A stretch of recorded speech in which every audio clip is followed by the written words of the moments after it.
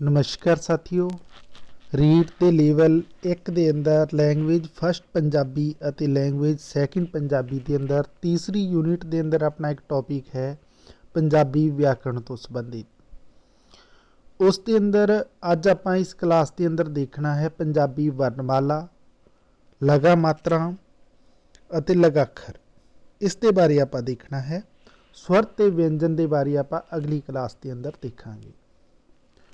इस तो पहले मैं दसना चाहवागा कि जो पहली यूनिट है अपनी लेवल 1 और लेवल 2 दोनों लेवल के अंदर तो लैंग्वेज फस्ट पंजाबी तो लैंग्वेज सैकेंड पंजाबी की टैलीग्राम चैनल के उपर अवेलेबल है। वीडियो भी नहीं, PDF भी नहीं।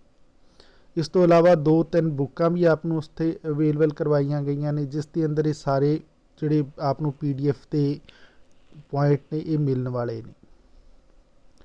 तो आओ साथियों गल करते हैं पहले अज इस पंजाबी वर्णमाला के बारे। किस प्रकार के प्रश्नों की संभावना है या पिछले सालों के अंदर किस तरीके के प्रश्न पूछे गए नहीं। सब तो पहले तो आप साथियों ये देखांगे कि पंजाबी वर्णमाला है जिहड़ी वो असल के अंदर की है, इसके बारे देखांगे। जिवें कि दूजियां भाषावां के अंदर हुंदा है उवें ही पंजाबी के अंदर भी जो स्क्रिप्ट है इसकी जो अखर ने ਉਹਨੂੰ ਆਪਾਂ पंजाबी वर्णमाला ਜਾਂ फिर 35 ਦਾ ਨਾਮ ਦਿੰਨੇ ਹਾਂ। 35 ਇਸ ਲਈ ਆਪਾਂ ਕਹਿੰਦੇ ਆ ਕਿਉਂਕਿ ਇਸ ਦੇ ਜਿਹੜੇ ਮੂਲ ਜਿਹੜੇ ਅੱਖਰ ਸਨ ਉਹ 35 ਹੀ ਸਨ, ਇਸ ਲਈ ਇਸ ਨੂੰ ਆਪਾਂ 35 ਕਹਿੰਦੇ ਸੀ। ਤੇ ਉਹ 35 ਜੋ ਅੱਖਰ ਆਪਾਂ ਨੂੰ ਪ੍ਰਾਪਤ ਹੋਏ ਸੀ ਉਹ ਅਸੀਂ ਇਹ ਕਹਿ ਸਕਦੇ ਹਾਂ ਕਿ ਜਿਹੜੇ ਦੂਸਰੇ ਗੁਰੂ ਸਾਹਿਬਾਨ ਸਨ, ਗੁਰੂ ਅੰਗਦ ਦੇਵ ਜੀ, ਉਹਨਾਂ ਦੁਆਰਾ ਬਖਸ਼ੀ ਹੋਈ ਇੱਕ ਗੁਰਮੁਖੀ ਦੀ ਤਰਤੀਬ ਸਾਨੂੰ ਪ੍ਰਾਪਤ ਹੋਈ ਸੀ ਜਿਸ ਨੂੰ ਅਸੀਂ 35 ਕਿਹਾ। ਬਾਅਦ ਦੇ ਅੰਦਰ ਸਮੇਂ ਅਨੁਸਾਰ ਜਿਵੇਂ ਤਬਦੀਲੀ ਹੁੰਦੀ ਗਈ, ਜ਼ਰੂਰਤ ਮਹਿਸੂਸ ਹੋਈ ਤਾਂ ਇਸ ਨੇ ਇਸ ਦੇ ਅੰਦਰ ਕੁਝ ਹੋਰ ਅੱਖਰ ਸ਼ਾਮਿਲ ਕੀਤੇ ਗਏ। ਫਿਰ ਇਹਨਾਂ ਦੀ ਗਿਣਤੀ 35 ਤੋਂ 5 ਜੁੜ ਕੇ 40 ਹੋ ਗਈ ਸੀ ਤੇ 40 ਤੋਂ ਬਾਅਦ 'ਚ ਫਿਰ ਇੱਕ ਅੱਖਰ ਦੀ ਹੋਰ ਮਹਿਸੂਸ ਹੋਈ ਤਾਂ ਉਹ ਅੰਗਰੇਜ਼ੀ ਰਾਜ ਵੇਲੇ ਇੱਕ ਅੱਖਰ ਹੋਰ ਜੋੜਿਆ ਗਿਆ ਤੇ ਇਸ ਤਰੀਕੇ ਨਾਲ ਪੰਜਾਬੀ ਵਰਣਮਾਲਾ ਦੇ ਅੰਦਰ ਜੋ ਪਹਿਲੇ 35 ਸੀ ਉਹ ਹੁਣ ਅੱਖਰਾਂ ਦੀ ਗਿਣਤੀ 41 ਹੋ ਗਈ ਹੈ। ਯਾਨੀ ਇਹ 41 ਅੱਖਰਾਂ ਦਾ ਜੋ ਸਮੂਹ ਹੈ ਇਹਨੂੰ ਆਪਾਂ ਪੰਜਾਬੀ ਵਰਣਮਾਲਾ ਕਹਿੰਦੇ ਆ।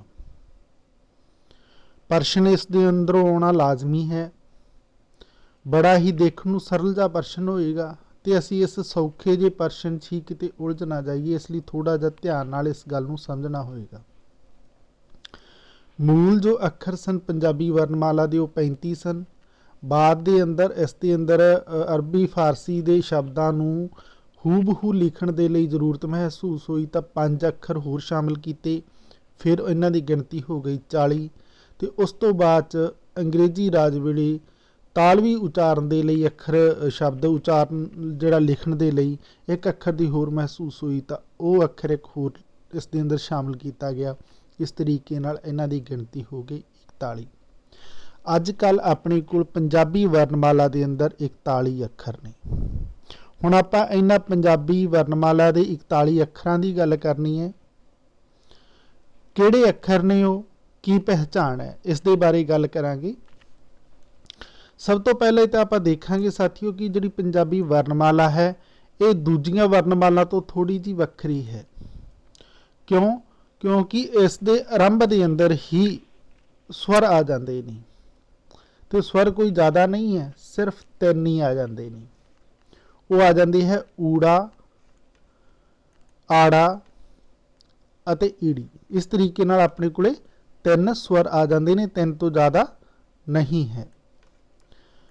फिर इस तो बाद आप देखते हैं कि उस रो के अंदर उस पंक्ति के अंदर अपने को इतों व्यंजन स्टार्ट हो जाती है, सै तो यानी सस्से तो व्यंजन स्टार्ट हो जाती है। यानी आप ये कह सकते हैं कि 3 अपने को स्वर आ गए। इस तो बाद जिन्ने भी बचते हैं वो सारे के सारे इतों तक अपने को हो गए, व्यंजन हो गए। पर आप स्वर ते व्यंजन का एक अलग तो क्लास के अंदर देखना है। उत्थे आप इसके धुनियां के बारे भी समझांगे क्योंकि धुनियां के अंदर प्रश्न आने की वधेरे संभावना है। आप हुण गल करते हैं कि जिहड़ी पंजाबी वर्णमाला है वो किन्ने भागां च वंडी गई है। ये आपके सामने है किन्ने भाग है। मैं दस भी देना हाँ। जिवें कि इसका जिहड़ा पहला भाग है ऊड़ा आड़ा ईड़ी ससा हाहा, तो इनू आपां की कहने मुख वर्ग कहने हैं। मुख क्योंकि मुखिया है, पहला है, पहली लाइन है, इसलिए इसनू कह दिता मुख वर्ग जां फिर मुख टोली, मुख समूह इक्को ही गल है। फिर इस तो बाद जिहड़ी कै वाली लाइन आ जाती है, कै वाली लाइन के 5 अखर ने, इनू आपां की कहा कै वर्ग कह दिता। ऐसे तरीके नाल फिर चै वाली लाइन आ गई है जिहड़ी, उसनू आपां की कहा चै वर्ग कह दिता। फिर ऐसे तरीके नाल टै दी लाइन सी जिहड़ी, उसनू आपां टै वर्ग कहा। तै दी लाइन नू आपां नाम दिता गया टै वर्ग, ते पै समूह सी जिहड़ा अखरां दा, उसनू आपां पै वर्ग का नाम दिता। पर ध्यान रखना साथियों, उस तो बाद अपने कोल जिहड़ा यै वर्ग आ गया सी, उसनू नाम दिता गया है अंतम वर्ग, क्योंकि असल के अंदर जो पंजाबी वर्णमाला है वो इत्थों तक ही है, ये लास्ट लाइन सी, अंतिम लाइन सी। क्योंकि जिहड़े 35 अखरां की गल करते हैं ना, वो इस अडाड़े तक अपने कोल 35 हो जाते हैं। जिवें कि हर लाइन के अंदर 5 ने, तो इस तरीके नाल 7 समूह हो गए, 1 2 3 4 5 6 और 7, यानी अपने को 7 5 35, इत्थों तक अपने कोल सी मूल 35, इनू आपां कहंदे सी 35। इसकी पहली लाइन नू आपां मुख वर्ग कह दिता, ते अंतिम लाइन नू की कह दिता अंतम वर्ग। पर इस तो बाद की होया साथियों, इन्हां नू तुसीं इन्हां नाम तो पेपर के अंदर पूछा जा सकता है कि हेठ विचों किहड़ा वर्ग भिन्नता रखता है, उसके अंदर एक अद्धा अखर ऊपर नीचे की लाइन तो पा दिता जाएगा। इस प्रकार के क्वेश्चन भी आपको मिलने वाले नहीं। तो आपां गल कर रहे सीगे कि जिवें कि अंतिम वर्ग है जिहड़ा ओह यै दा है, तो मुख वर्ग है जिहड़ा ओह ऊड़े दा है। फिर बाकी दे जिन्ने भी विचाले दे वर्ग ने, यह उस वर्ग के पहले अखर के नाम ते ने, कै चै टै तै पै। पर इस तो बाद जिहड़ा अपने को एक होर लाइन आ गई, एक होर वर्ग आ गया, वो आ गया नवीन वर्ग। नवीन तो मतलब नवा, यानी यह अखर नवे ने, पंजाबी के अंदर बाद के अंदर शामिल होए ने। किहड़े किहड़े ने आपां देखांगे। सस्से पैर बिंदी है, खखे पैर बिंदी, गग्गे पैर बिंदी, जज्जे पैर बिंदी, फफे पैर बिंदी ते लल्ले पैर बिंदी। ये समझण दे लई है। ये अखर तो वही ने जिहड़े इस तो पहले ऊपर आ चुके ने, पर इन्हां दे पैरां हेठ बिंदी लगा के उन्हां नालों इन्हां नूं कुछ वख कीता गया। दूजे शब्दां च आपां कहांगे कि ये नवीन जो वर्ग है अपने कोल, इहदे अंदर अपने कोल जिहड़े ये 5 अखर आ जांदे ने, सस्से पैर बिंदी तो लैके फफे पैर बिंदी तक, यह फारसी शब्दां नूं हूबहू पंजाबी दे अंदर लिखण दे लई शामिल कीते गए।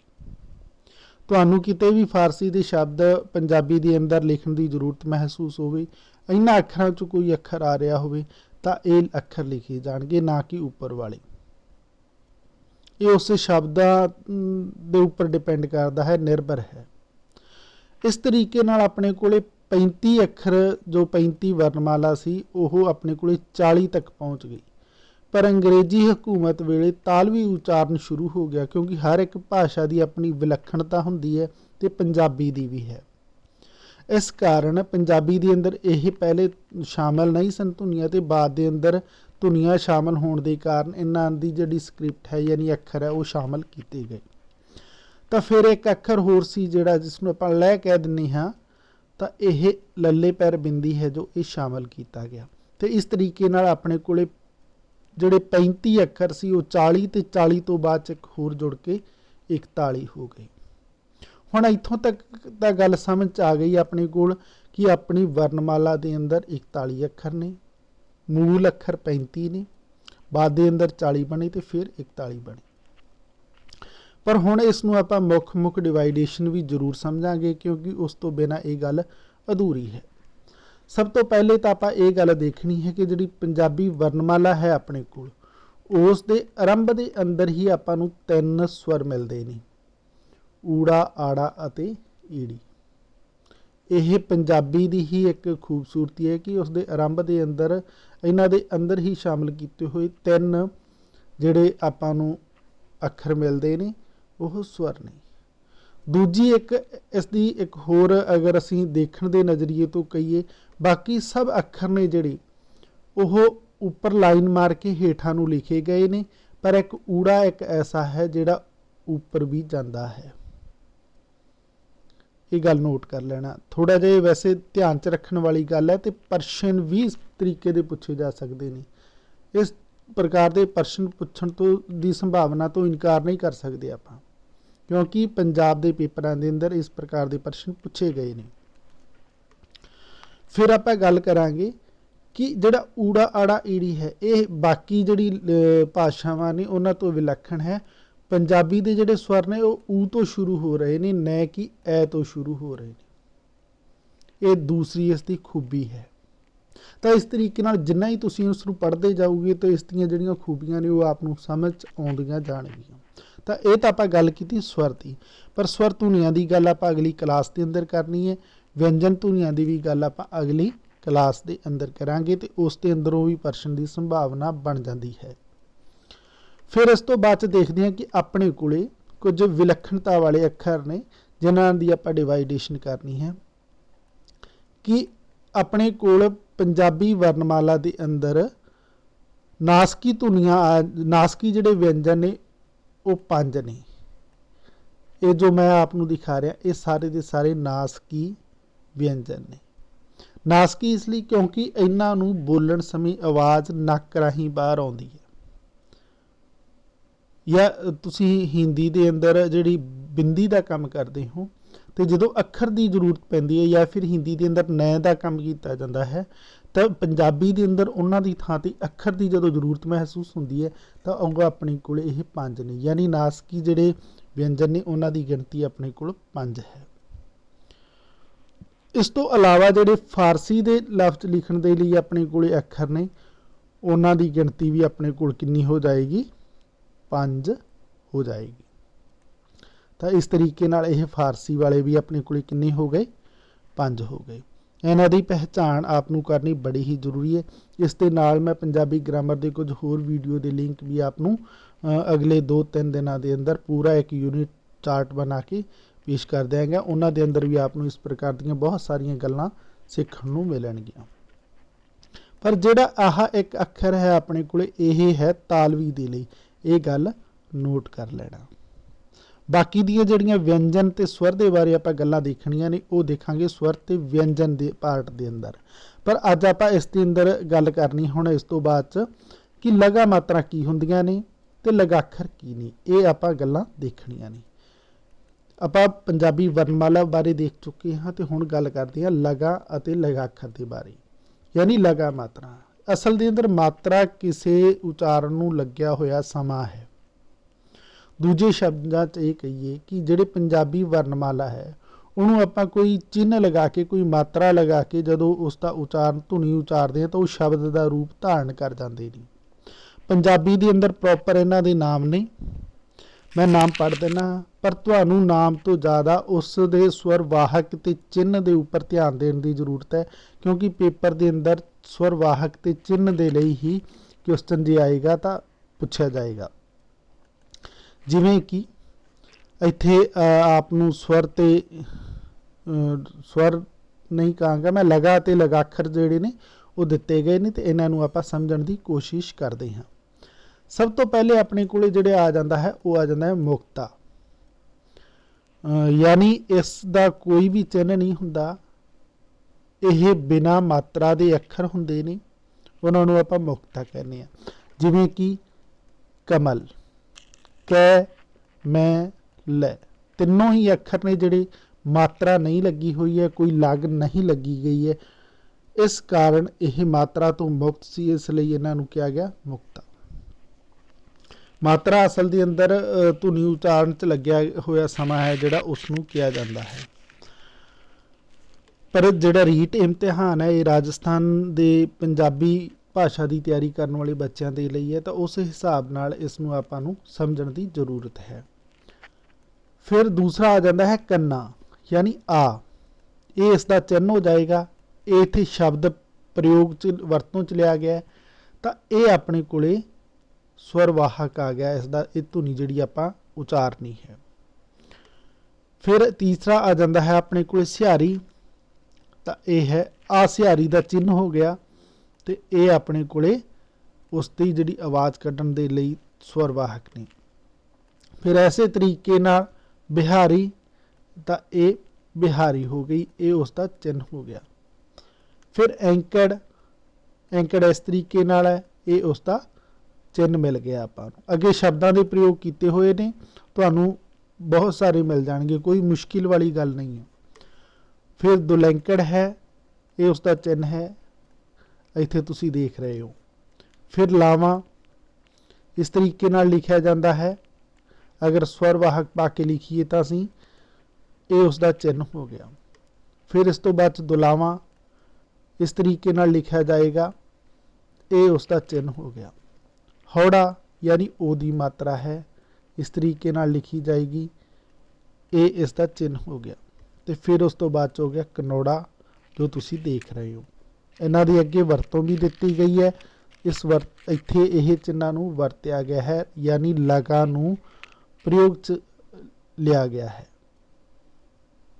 यानी बड़ा ही सौखा है, कोई मुश्किल नहीं है। तुसी इत्थे दो गल्लां याद करनियां ने, एक तो इसके जिहड़े नाम ने वो याद करने ने, दूसरे ये किहड़े अखर दे नाल पाए जांदे ने, ये गल याद करनी नहीं। ये दो गल्लां याद हो गईयां तो इन्हां नूं याद करन दी कोई जरूरत नहीं पैंदी, ये अपने आप ही तुहाडे समझ आ जाणगे, क्योंकि इन्हां दी वरतों असीं अक्सर लिखते समय करते हैं। एक बार फिर इन्हां दा नाम देख लैंदे आ। मुक्ता यानी मात्रा तो मुक्त। कन्ना, ये कन्ना हो गया साडे कोल। सिहारी, ये सिहारी होगी। बिहारी, फिर एंकड़, दुलैंकड़, लावां, दुलावां, हौड़ा, कनौड़ा। ये तुसी स्वर दे नाल जिहड़े चिन्ह लगे हुए ने देख रहे हो, पेपर दे अंदर इस तरीके नाल पुछे जाते रहे ने। तो अगे मैं स्वर ते व्यंजन के पार्ट के अंदर इसनूं विस्तृत रूप के अंदर समझावांगा, क्योंकि वो भी जरूरी हो जाता है अपने लिए। तो ये सी साथियों लगा।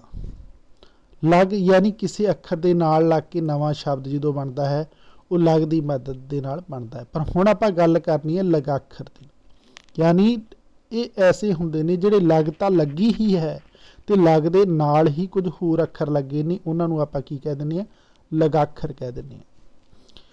अपने कोल पंजाबी दे अंदर 3 लगाखर ने, जिन्हां दे अंदर एक आ जाता है टिप्पी, दूसरा है बिंदी, ते तीसरा है अद्धक।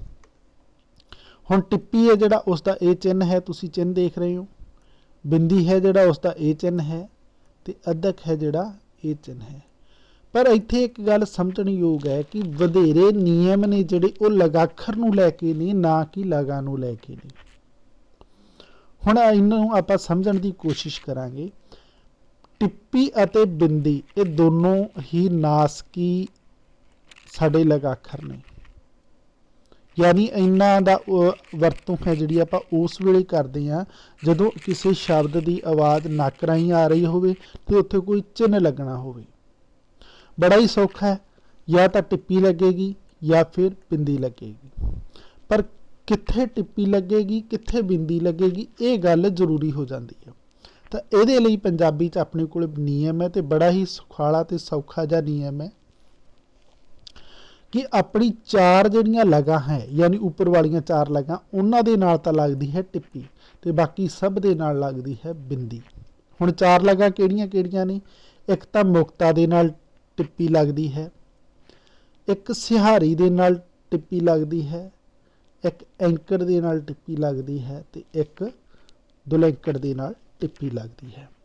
हुण बाकी दियां बचियां होईयां 6 लगां साफ है, जिवें कि कन्ना, बिहारी, लावां, दुलावां, हौड़ा ते कनौड़ा। ये 6 लगां दे नाल बिंदी लगदी है, ते बाकी 4 दे नाल टिप्पी लगदी है। नोट कर लेना, 4 लगां दे नाल टिप्पी लगदी। जदों तुहानूं ये लगे कि इस शब्द नूं लिखण समय आवाज़ नक राहीं आ रही है तां नासकी है, तो उत्थे चिन्ह लगाना है, तुसीं लगाखर वरतना है, तो उत्थे टिप्पी या बिंदी लगेगी। टिप्पी लगेगी कि बिंदी लगेगी, ये लई तुहानूं देखना पएगा कि उस अखर दे नाल लग की है। जेकर होवे ओह अखर मुक्ता यानी बिना मात्रा दा, सिहारी यानी जिहड़ी तुसीं हिंदी छोटी ई दी मात्रा कह दिंदे हो ओह वाली, एंकड़ ते दुलैंकड़ होवे तां टिप्पी लगेगी। जेकर इस तो इलावा बाकी दियां 6 लगां चों कोई लग नाल लगी होवे तां बिंदी लगेगी। ये गल नोट कर लेना। पर इत्थे एक गल समझणयोग गल होर है, जेकर इन्हां लगां दे नाल ही 10 लगां ने तुहाडे कोल, उन्हां दे नाल अगर ऊड़ा लिखिया गया होवे, ऊड़ा जिहड़ा कि आपां 35 ਦੇ ਅੰਦਰ समझ के आए हैं, हुण ऊड़ा आ गया, आवाज़ नक राहीं आ रही है, हुण इत्थे बिंदी लगेगी कि टिप्पी लगेगी। तो साथियों इत्थे घबराउण दी कोई लोड़ नहीं, ऊड़े दे उत्ते कदे भी टिप्पी नहीं लगदी, ऊड़े दे उत्ते हमेशा ही बिंदी लगदी है, चाहे मर्जी कोई भी लग होवे। दूजा तरीका ये है समझण दे लई, जेकर असी मैं शुरू के अंदर आप कहा सी कि 41 अखरां दे अंदरों एक ऊड़ा ही ऐसा है जिहड़ा उपर पा के लिखिया जाता, बाकी सारे लाइन दे हेठां लिखे जाते हैं। हुण ऊड़े दे उपर जे टिप्पी लावांगे तो ऊड़े ते तां रहनी नहीं, वो अगले अखर ते चली जाएगी। ये सौखा तरीका है समझण लई, इसलिए आपां इस ते की ला रहे हैं, बिंदी लगा रहे हैं। यानी सौखा जिहा हिसाब है कि ऊड़े दे उत्ते कदे भी टिप्पी नहीं लगदी, मर्जी कोई लग होवे, पर जिहड़ियां बाकी जिहड़ियां लगां आ जांदियां ने उन्हां दे नाल 4 लगां आ जांदियां ने, जिन्हां दे अंदर मुक्ता, सिहारी, एंकड़ ते दुलैंकड़, उन्हां दे नाल टिप्पी ते बाकियां दे नाल बिंदी लगदी है। ये गल तुसीं नोट कर लेना। फिर इस तो बाद आपां गल करांगे अद्धक दी। हुण अद्धक है जिहड़ा वो कित्थे वरतिया जांदा है? अद्धक, ये अद्धक दा चिन्ह है।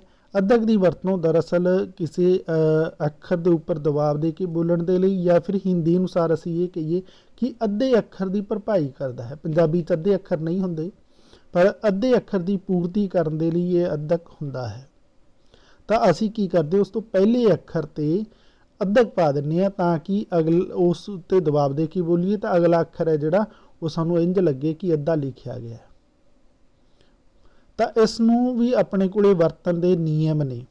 वो नियम ये है कि अद्धक हमेशा ही 3 लगां दे नाल लाउणी है। एक तो है अपने कोले मुक्ता, एक है सिहारी ते एक है औंकड़। ये तिन्नां दे नाल आपां अद्धक लाउणे। पर एक गल नोट कर लेना, इंग्लिश दे अंग्रेजी दे शब्द लिखण वेले दुलावां दे नाल भी अद्धक ला लैंदे हां। जिवें पैन शब्द है, पैन ये अंग्रेजी दा है, पैन शब्द है जिहड़ा वो अंग्रेजी दा है। तो इत्थे दुलावां सी, इसलिए इस दे उपर की लगा दिता आपां? अद्धक लगा दिता। तो अगर अंग्रेजी का कोई दुलावां वाला शब्द तुसी लिख रहे हो, कोई अखर के उपर दुलावां लगा रहे हो, तो उत्थे भी अद्धक वरत लिया जाता। पर मूल रूप दे नाल अद्धक है जिहड़ा वो 3 थां लगदा है, एक मुक्ता दे नाल, सिहारी दे नाल ते एंकड़ दे नाल। ये इस दे मोटे मोटे नियम सन, वो जरूरी गल्लां सन जिन्हां नूं अक्सर परीक्षा के अंदर पूछ लिया जाता है। मात्रा के बारे जिन्ना भी ज्ञान है, धुनी के बारे जिन्ना भी इस तो जुड़ियां हुई गल्लां ने, वो आपां स्वर ते व्यंजन के अंदर जाके करांगे। वो आपनूं अगली क्लास के अंदर मिलेगा। मैनूं आस है कि अज की इस क्लास के अंदर पंजाबी वर्णमाला, लगा, मात्रा अते लगाखर के बारे आपनूं पता चल गया होगा। इस तो बाद आपां गल करनी है स्वर ते व्यंजना के बारे। धन्यवाद साथियों।